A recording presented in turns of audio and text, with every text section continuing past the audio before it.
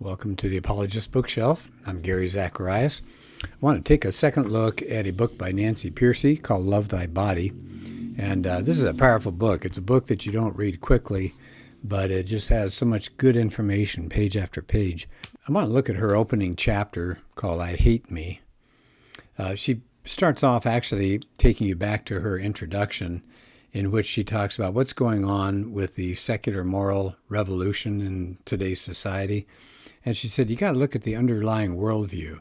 And I think that is so important. You know, I think Christians oftentimes look at things like same-sex marriage, homosexuality, transgenderism, and they see these almost like individual issues that they must isolate and talk to and interact with and struggle with, rather than looking further and getting the big picture and seeing that these are worldview issues.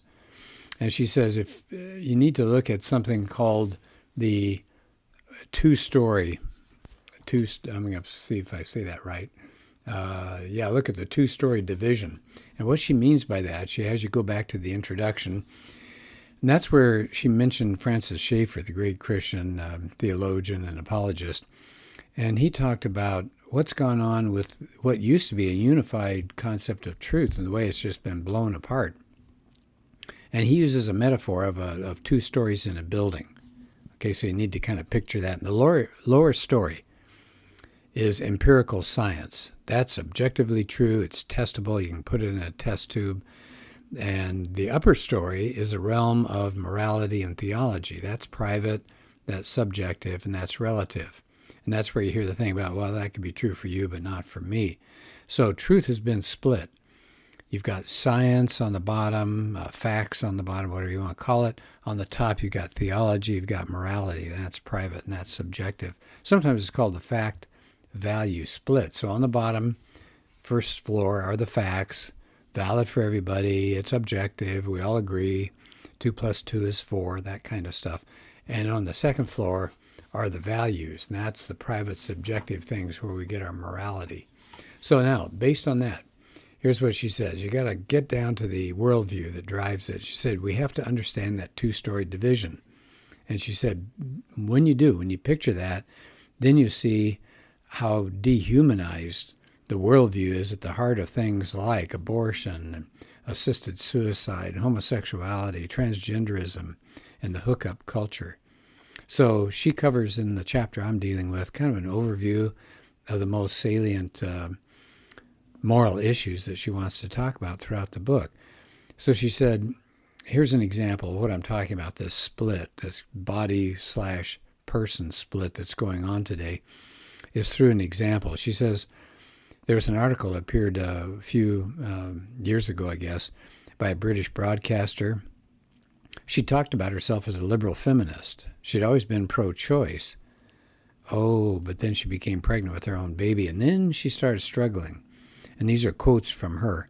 I was calling the life inside me a baby because I wanted it. Yet if I hadn't, I would think of it as just a group of cells that was okay to kill. That seemed irrational to me, maybe even immoral. Babies in the womb don't qualify as human if somebody wants them. Only if someone wants them. So this woman has run up against that wall of reality and it didn't fit her ideology. So she even began doing some research. And finally she said this, in the end, I have to agree that life begins at conception. So, yes, abortion is ending that life. But she added this, but perhaps the fact of life isn't what's important. It's whether that life has grown enough to start becoming a person. Do you hear that? So what happened to that concept of a human being? It's been split into two. If the baby is human life from conception, but not a person until sometime later, which is what that woman was saying, then they must be two different things. So again, can you picture that two-story split? At the bottom, you have a body.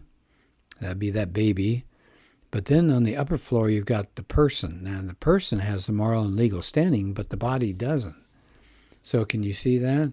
That's a really fragmented, dualistic view of the human being. She says what happened was in 1973, Roe v. Wade, that abortion decision, that ruled that even though the baby in the womb is human, it's not a person under the 14th Amendment. So now we got a new category that Pearcey points out. We have a new category of an individual. It's a human non-person. Isn't that something? So in the early stages, that fetus is in the lower story. It's human. It's human, but it doesn't have any moral standing. It doesn't warrant any kind of protection. And then later, at some undefined point in time, of course, this is really tricky. When does it happen? But somehow it jumps to that upper story and becomes a person. They call that the personhood theory. And so the whole implication of this, of course, is that if you're human, that's not enough to qualify you for rights. And if you favor abortion, what you're saying is that in the early stages of life, an unborn baby has so little value, you can kill it for any reason that you want without any moral consequence. That's a very low view of life. And then by sheer logic, you have to say, at some time it jumps up to that second floor and becomes a person, and then it'd be a crime to kill it. So that personhood theory, she points out, presumes a very low view of the human body. It dehumanizes all of us. So that's the assumption, though, that she says is driving all sorts of secular views on euthanasia and sexuality and homosexuality and transgenderism and other ethical issues. So she says the Christian view is dualistic. It says we have a body and we have a soul. So we're split between matter and spirit, but they interact with each other, but they can't be reduced to the other. And we hold that body and soul together form an integrated unity. So we are embodied souls, all of us. And by contrast, personhood theory says, no, it's a split. It's the body against the person, like they're two separate things, just kind of stuck together, and that's not the Christian view. She says for a long time, Western culture, emphasized the Christian view, but that's gone. And she said, we get this purpose-driven view for humans. The Christian view is that we have a purpose. There's no dichotomy between the body and the person. We're together. We're formed into an integrated psychophysical unity. We honor our bodies. That's part of the revelation of God's purpose for our lives. That's part of declaring the glory of God. Our physical structure, our bodies, reveal clues to our personal identity. So what happened? How did the West lose this view, this positive view of the body? And she says, well, the turning point was probably Darwin in 1859, publishing his theory of evolution. He wanted to show that structures that look like they have a purpose, they're really just the result of blind, undirected forces. So if nature's not the handiwork of God, which is, of course, what Darwin was saying, if it's no longer bearing signs of God's purposes for us, then it's no longer a basis for moral truths. It's just a machine, just running along. And now, if nature doesn't reveal God's will, then it's morally neutral realm, and people can impose their will. And because the human body is part of nature, it's demoted to the level of just an amoral mechanism. It's subject to the will of the person, of the self. So the body has no purpose, is not built in by God. Then all that matters are human purposes. So what's the body? It's just a clump of matter, just atoms and molecules, pretty much the same thing. It's raw material that gets manipulated and controlled to serve the human agenda. So we think of, I like this point here. She says, we think of materialism as a philosophy that places high value on the material world because it claims matter is all that exists. But she says, ironically, in reality, materialism puts a low value on the material world. It's just particles in motion. They don't have any purpose. They don't have any meaning. Well, she says, now that we've got genetics and DNA having many advances, all professional bioethicists agree that life does begin at conception. But it's been devalued, hasn't it, according to Pearcey? It's just raw material. You can deploy it for whatever propaganda purposes and pragmatic benefits that we get from it. So the fetus is just a piece of matter, and you can toss it out if you want to with other medical garbage. That's a shocking thing, isn't it? But that's what we see. The baby, she says, today, in today's viewpoint, the baby has to earn the status of personhood by achieving some kind of level of cognitive function. In other words, to become conscious, to be self-aware, autonomous, etc. But she says it's interesting that these bioethicists that make such a big deal about this personhood theory, they claim to be scientific, but the theory has zero scientific support. There's no scientific evidence of some kind of transformation from just a human clump of cells into a person with inviolable right to life. There's no evidence there's such a transformation. There's no single dramatic turning point that can be detected. Embryonic development is a continuous process. But she says, contrast that to the Christian worldview. Everybody who is human is also a person. The two can't be separated. And this actually avoids the radical devaluation of human life. Isn't that something?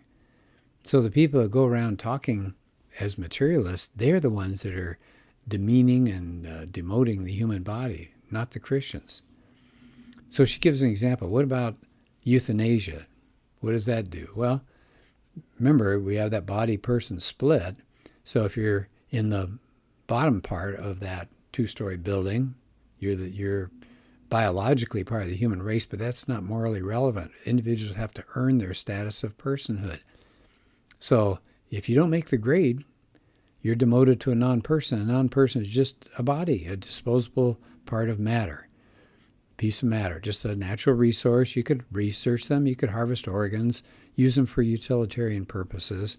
And she said, no, we have to stand against this culture of death. We have to accept that all humans are also persons. And now she does a separate chapter on euthanasia. How about this? What about sexuality? She says, here's another area. Well, remember, go back to that two-story worldview.